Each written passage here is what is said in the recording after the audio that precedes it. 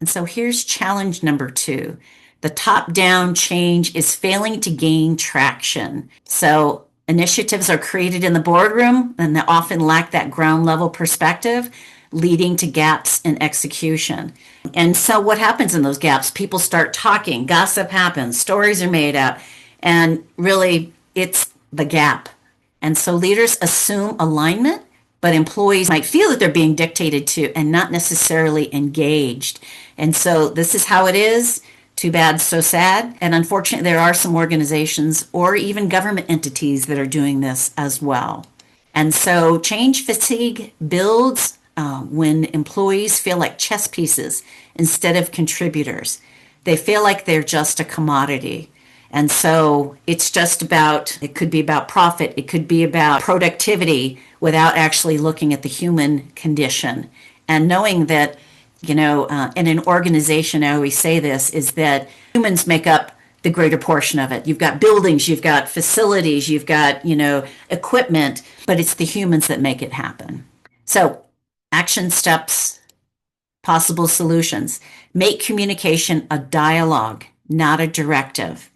And, it could be different ways to do that is, moving from a one-way announcement to a structured two-way communication, having open forums. There might be specific meetings that maybe a top leader attends so that they can ask questions, pulse surveys.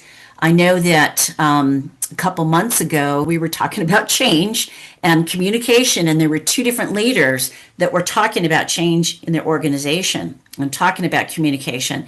And one leader said that they had a party for the employees. It was, yay, let's celebrate. The next day, the mandate came down to return to the office. So the communication was mixed messages, where the other person shared that their leader was going through so many changes, so many cuts in their federally funded programs. And he is making sure at all turns that everybody knows what's going on.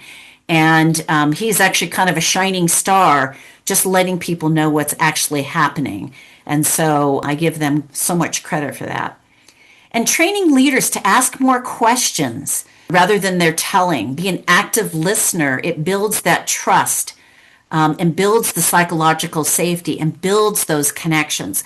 Those are like the foundation for the human-centered activities. And transparency builds psychological safety.